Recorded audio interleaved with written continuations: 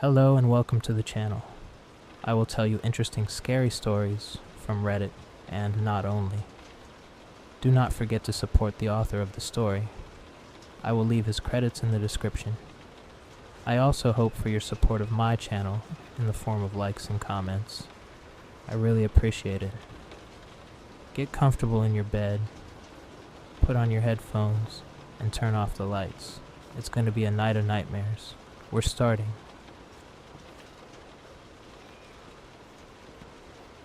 Have you ever been more scared by what you can't see than what you can? Yeah, I know, it's kind of a random question, but they're forcing me to tell this story, so I figured I needed to start somewhere. Here goes. I work for a temp agency that gives me jobs across the city. Mostly administrative positions and receptionist gigs.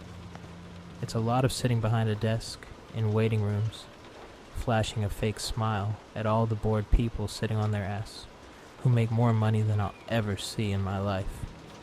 I answer phones, I go on coffee runs, I make copies. It's not much, but it's a living. Sorry, I should say, was a living. I'm still getting used to my new situation in here. They tell me I'm not going to have to worry about working anymore. That's good, I guess, right? All of this started at one of those gigs, manning the front desk at a physical therapist's office. It was the same as a million other places I had worked at. Same old magazines, same ugly art on the wall, same awful elevator music. Trust me, after spending a couple of 100 hours listening to that stuff, it does not grow on you. I had just started the previous day, and I liked it pretty fine. Anything to pay the bills, right? On the morning in question, I was engrossed in a stack of papers that for some reason I had to tear all the staples out of. I was working with one of those big staple removers that looks like a crocodile jaw. Real sharp, nasty edges. My hands were getting sore, and I was a little worried I was going to cut one of my fingers off. So I was caught off guard when the guy with the paintings came in. "Excuse me, young man," I say. "Hello?" I looked up, embarrassed to be caught off guard. I flashed my fakest, shiniest smile at whoever it was. He was a funny-looking little man, dressed in a dull green suit, and grinning from ear to ear. I couldn't tell you much else about what he looked like, but I do remember one thing. He smelled terrible. I'm talking beyond B.O., like something had died. I tried my best not to gag as I asked him politely what I could do for him. "Oh, no need to trouble yourself, no need to worry," he said to me in a sickeningly sweet voice. "I see you're new here, is that right?" "Very nice, very nice. I hope you're finding your work enjoyable. I'm here to hang up this month's paintings. I won't take 5 minutes. No need to stop what you're doing. Carry on just like I'm not here." He pointed to a stack of framed paintings lying on a chair that he had evidently brought with him. He then took a small hammer and tack out of his pocket and turned his back to me. I was confused. Nobody had mentioned any paintings to me. Was this guy sure he'd gotten the right place? "Who did you say sent you?" I asked him. I wasn't told anyone was coming to hang up any new paintings. I craned my neck to see the contents of the art he was hanging up, but he turned them away from me. He shook his head, his tomcat grin not slipping for a second. "Oh, please don't make a fuss about it. It's really fine, just fine. I do this every month. I hang up paintings by local artists, and if any of the visitors here particularly enjoys one of them, they may contact me to purchase it. I do it for all of the offices around here, I assure you. There's no need to raise any commotion." I stared at him for a minute, unsure, and then I shrugged. "Just make sure not to block the door," I said to him. He grinned graciously at me and bowed. "1,000 thanks to you, my good sir," he said, and I rolled my eyes. He was laying it on a bit thick. I turned my focus back to my stack of papers. Those staples aren't going to remove themselves. The sound of hammering the walls was lost amidst the ka-chunk of the staple remover, and soon I forgot he was even there. Close to noon, the doctor ducked out for lunch and left me alone for an hour. I didn't mind that. It was kind of nice to have the place to myself. Nothing but the monotonous drone of the elevator music and my own thoughts to keep me company. I looked around the room and noticed the new paintings for the first time. There were 4 in total, ranging in size, but none of them very large. The first 3 were your typical waiting room fare: a sailboat on a lake, a mountain at sunrise, a still life of some flowers and fruit. None of them were particularly inspired, and I doubted anyone would look at them long enough to notice them, let alone decide to buy one. Hell, if I hadn't seen the little man come in to hang them, I wouldn't have noticed that they were different from the old ones. Swear to God. The 4th painting, though? Now that was a different story. I'm sorry. This part is a little difficult to share. No, I'm fine. Just need a moment to get my thoughts together. Okay, sorry again. As I was saying, the 4th painting was different. What was so different about it? Everything. The colors, for one thing. Whereas the first 3 paintings were bright and cheerful, with lots of pastels and spring tones. The last one could have been painted with the remnants of a fire. Charcoal black, ash gray. A streak of angry red danced maddeningly around the frame, but other than that, the work was devoid of color. The brush strokes were brutal, as if made with claws rather than a brush. Daubs of thick black crusted the surface, smearing in different directions based on no coherent design. Pure bleak anarchy. Anger, too, leapt off the frame. Anger and madness. I could practically see the painter, late at night, pummeling the canvas with aggressive, frantic strokes. There was something primal about the piece. Something ancient and ugly and rotten to the core. I don't know why it held my attention so much, why it seemed to call out to me in seductive whispers from somewhere deep within its wretched blackness. But the fact is that it did, and here I am now. Papers and staple remover still in my hand, I stood up from my desk and walked across the room to get a closer look at the thing. Up close it was even better, or maybe I mean worse, deeper at least, not more vivid. I noticed the textures were varied across the surface, thin as an old scar in some spots, thick and chunky in others. The brush strokes changed up too, thick, brutal swashes, pointed little hen scratches, intoxicating swirls that beckoned me into something behind the surface, something deeper than the black and red. I leaned in, awestruck, my face inches from the paint. A noxious, faintly appealing odor lulled me deeper in. Is it too crazy to say that I started to hear sounds at this point? No, not voices. I'm not crazy.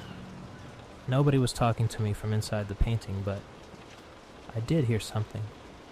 Something far away and vaguely mechanical, like machinery, deep within the ground, churning away all on its own with nobody to mind it. Giant wheels, cranks, and pistons, blasts of steam, screams of iron on steel, sparks flying like demonic butterflies, blossoming to life for one brilliant second before fading into a dim eternity of ash. All of this I could hear, you understand? I could hear it through those furious brush strokes, through the fiendish play of red on black. I felt perfectly alone with it, just me and the paint, and the steadily increasing sound of grotesque living machines, and then it was gone. Cold, bare silence broke through the canvas and seized me by the throat. I gasped. The painting showed me a new face.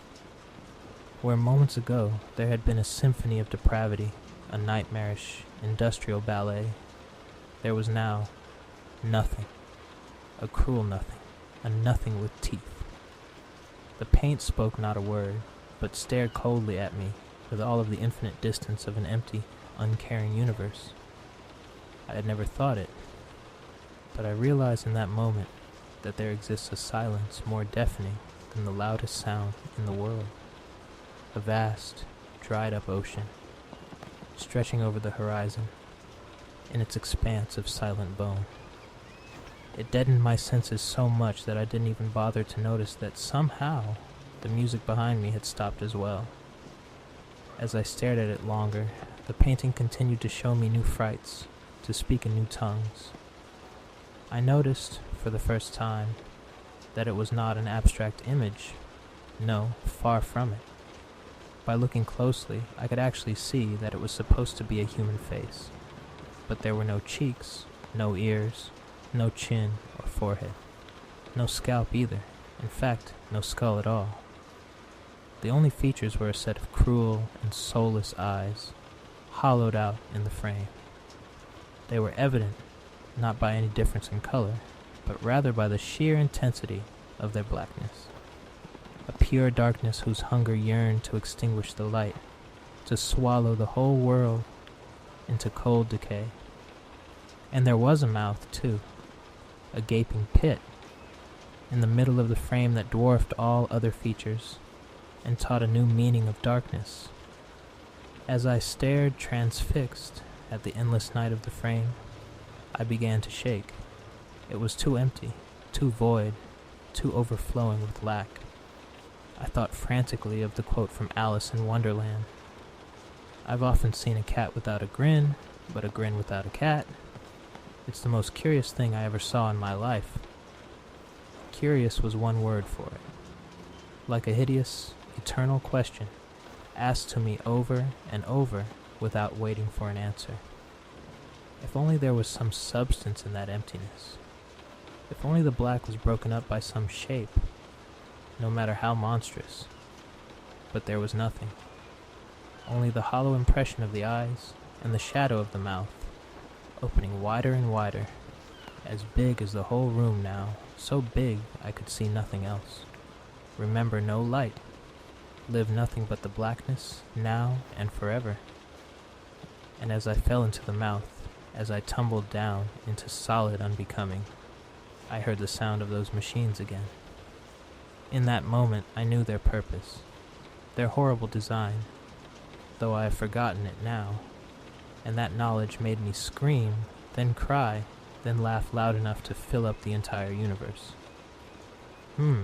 What happened next? Well, it's a little hard to say. My memory is a little hazy for the next few hours. You may want to ask the others, the ones who found me and sent me here. A patient showed up early for his appointment, hoping to catch up on some magazine reading, I supposed. Instead, he was greeted by, in his words, something straight out of hell. He was in hysterics when the doctor came back from lunch, lying on the floor and weeping. At first she knelt down to comfort him, but then she saw me, unconscious on the floor, face down in a gushing crimson puddle. And then she saw the painting. What I had hung up there, I do dimly recall coming back into consciousness, staring up at the terrified faces of the EMTs, not bothering to hide their revulsion, their horror. They assured me I would be fine, though they didn't look like they believed it.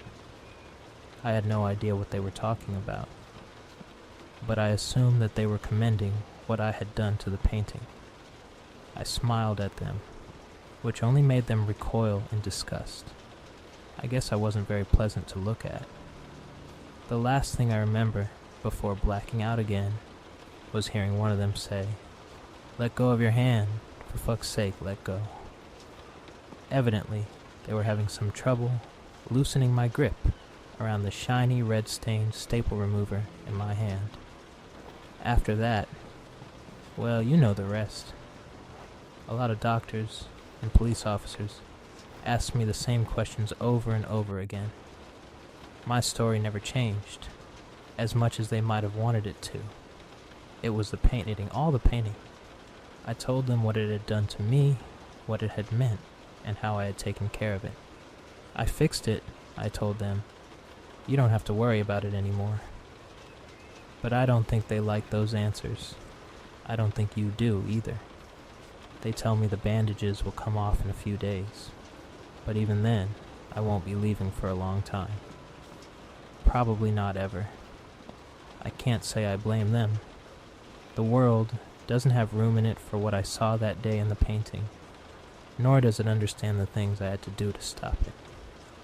So they'll shut me up in this soft room, feed me 3 nice meals a day, and try to forget about me. For their sake, I hope they do, but I won't forget, because I know what I saw, and I also know that I did what I had to. The painting needed to be fixed, otherwise it was going to swallow up the world in its emptiness.